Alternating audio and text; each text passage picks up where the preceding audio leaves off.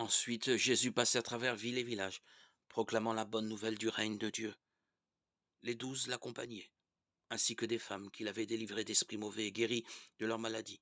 Marie, appelée Madeleine, qui avait été libérée de 7 démons. Jeanne, femme de Cousa, l'intendant d'Hérode, Suzanne et beaucoup d'autres, qui les aidaient de leurs ressources. Comme une grande foule se rassemblait et que de toutes les villes on venait vers Jésus, il dit en parabole. Le semeur est sorti pour semer la semence. Comme il semait, du grain est tombé au bord du chemin. Les passants l'ont piétiné, les oiseaux du ciel ont tout mangé. Du grain est tombé aussi dans les pierres. Il a poussé et il a séché, parce qu'il n'avait pas d'humidité.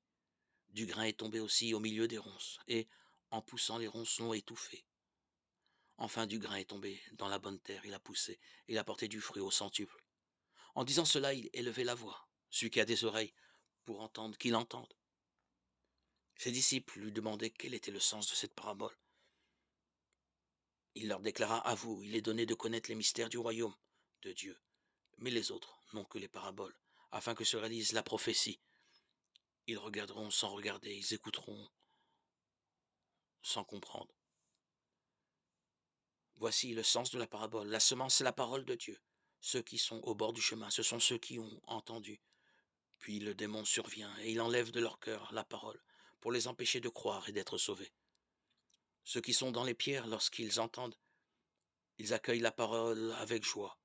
Mais ils n'ont pas de racines, ils croient pour un moment et au moment de l'épreuve, ils abandonnent. Ce qui est tombé dans les ronces, ce sont ceux qui ont entendu, mais qui sont étouffés, chemin faisant par les soucis, la richesse et les plaisirs de la vie, et ne parviennent pas à maturité. Et ce qui est tombé dans la bonne terre, ce sont ceux qui, ayant entendu la parole dans un cœur bon et généreux, la retiennent et portent du fruit pour leur persévérance. Personne, après avoir allumé une lampe, ne la cache sous un couvercle. On ne la met en dessous du lit. On la met sur le lampadaire pour que ceux qui entrent voient la lumière. Car rien n'est caché qui ne doive paraître au grand jour. Rien n'est secret qui ne doive être connu et venir au grand jour.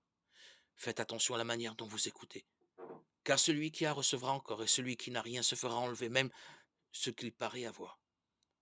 Sa mère et ses frères vinrent le trouver, mais ils ne pouvaient pas arriver jusqu'à lui à cause de la foule. On le fit savoir à Jésus. Ta mère et tes frères sont là, dehors, qui veulent te voir. Il leur répondit, ma mère et mes frères, ce sont ceux qui entendent la parole de Dieu et qui la mettent en pratique. Luc 8, 1, 21.